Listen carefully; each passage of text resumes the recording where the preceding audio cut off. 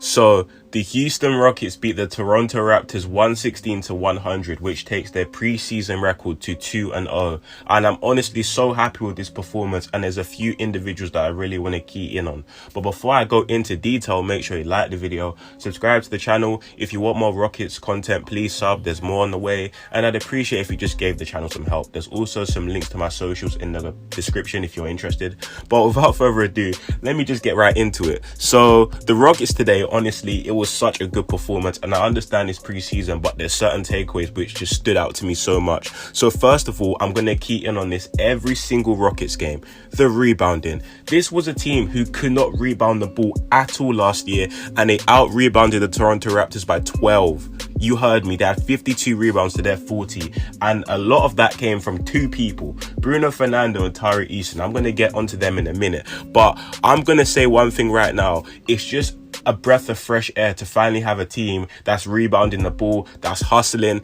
and I just feel like everything's clicking as well. One thing that also stood out to me as well is the free throw percentage. From a team that was god awful from the free throw line, 75% is a very nice area to be at for a team in which they shot 28 for 37 from free throws, and that's something that I'm going to watch throughout the season, the rebounding and free throw percentage, because those are two areas that the Rockets struggled in so mightily. And if they just got their free throw percentage and rebounds per game to league average, they could have been a very good team last year. But I'm not complaining, because out of it you've now got Jabari and you've got Tari. Now I'm going to watch this Jabari injury because they're saying it's precautionary, but hopefully he's back in the next game, but we'll see. So I'm just going to jump right into Tari Eason, who just impressed me mightily today. What I mean by this is this guy is honestly ridiculous. In 25 minutes he had 24 points, 8 rebounds, 2 steals, and he's just not normal. Let me tell you why. Tari Eason had 8 rebounds. 5 of those were offensive boards. I'm telling you right now, that's not normal. 5 of those were offensive boards. If anything, what stood out to me the most is that in the third quarter, the shot clock was winding down. He had a 3 at the top of the key. He clanked it off back iron. He got his own miss and laid it back in. He followed his own miss and laid it back in. Like, you don't see that very often. I know I'm kind of getting excited over these little things, but I just love the way Tari Eason is. He's such a good hustle player, and he gives 100% on the floor, and he just can do everything. He can shoot the ball. He's aggressive towards the rim. He can make the right pass. He's a great defender. Speaking of great defender, was it towards the second quarter again when Jalen Green was coming around the screen, Tari Eason switched on to Gary Trent Jr., absolutely ripped the ball off him, ran the ball in transition and threw a lob to Jalen Green. These type of plays just get me off my seat and get me so excited, because oh my God, it's so good to have a wing like this, because Tari Eason, I'm telling you right now, he's going to be right up there with Rookie of the Year with Jabari Smith as well.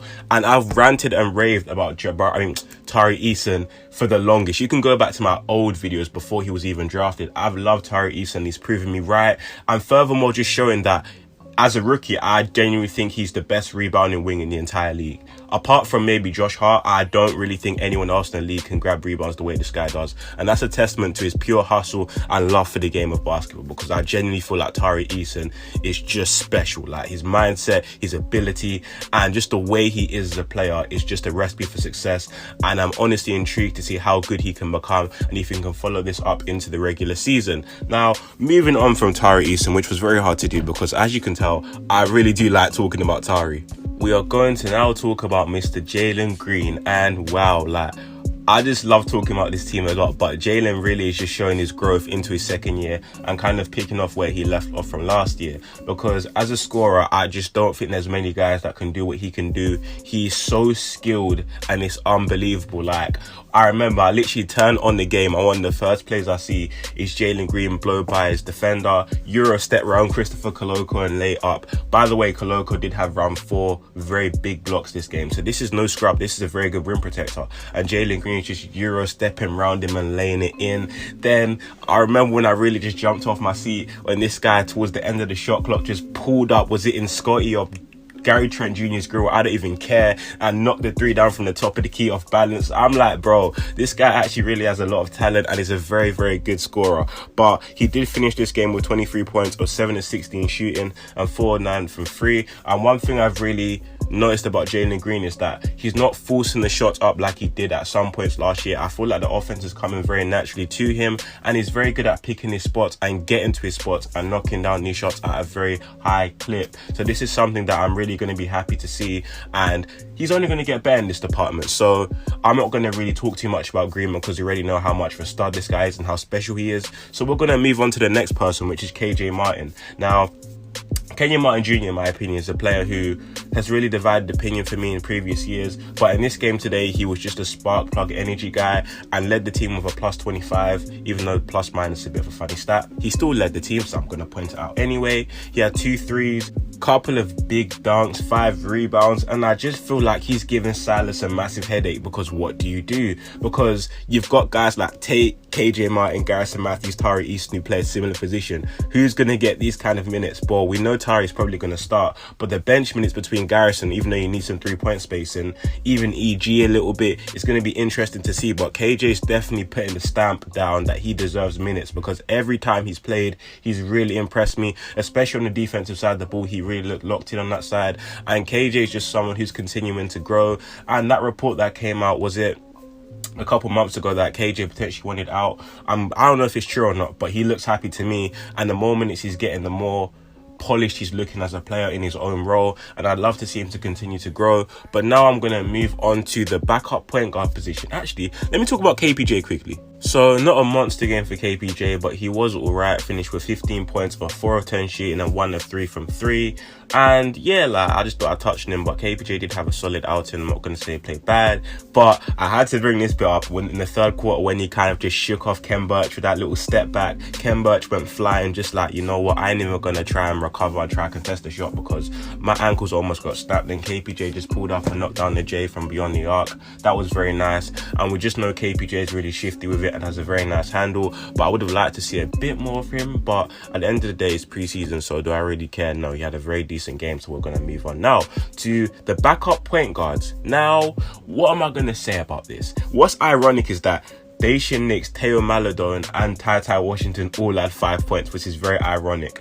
And funny enough, they all had 3 assists except for Teo, who had 2.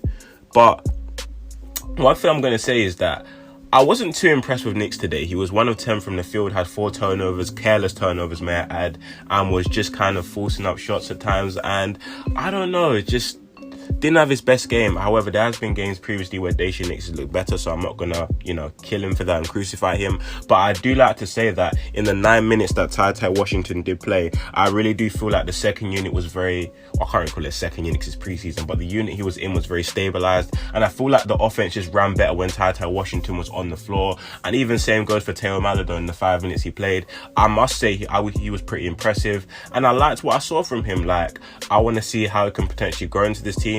But the backup point guard spot is still up for grabs. It looks like Dacian Nix has got the nod as of now, but I definitely feel like if Teo and Ty start putting in a shift and showing Steven Silas that they're ready, there's no reason why they can't take some minutes off Dacian Nix, and he needs to show more to prove that he is worthy of the backup point guard spot, because the backup point guard is probably the most important position off the bench, because you're in charge of running the offense, making sure turnovers don't happen, and just getting guys their own. So if you're going to be turning the ball over and having more turnovers than assists, then I really don't feel like that's very beneficial, and there may be some issues there.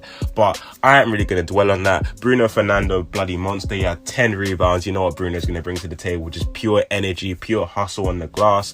And I just loved what I saw overall today. So that's all I really got for this Houston Rockets kind of post-game opinion. Is that what it's called? I don't really know. But yeah, all around solid performance from everyone here, and I'm going to be really intrigued to see what happens in the next game against the Miami Heat, which I believe in my time, because I live in the UK, is Tuesday at 12:30 a.m. Yes, I have to stay up to watch these games, so half the time I just wait till I wake up to kind of upload my opinions, because I'm so tired after I've watched it, and I really don't mind staying up for the Rockets, because trust me, at 1 a.m. in the morning, I am jumping up and down my seat and just so excited with the stuff I'm seeing in the court. But anyway, let me shut up now. Thank you guys for listening to this video. I really do appreciate you guys for tuning in and staying till the end. If you want more Rockets content, stay subbed and subscribe to the channel in general. And yeah, stay safe, you guys. Peace out. Also, before I go, let me know about your opinions in the comment section down below. I really love to hear what you guys think about the game and whether you agree or disagree with me. But this time, I promise you, I'm actually out. So peace.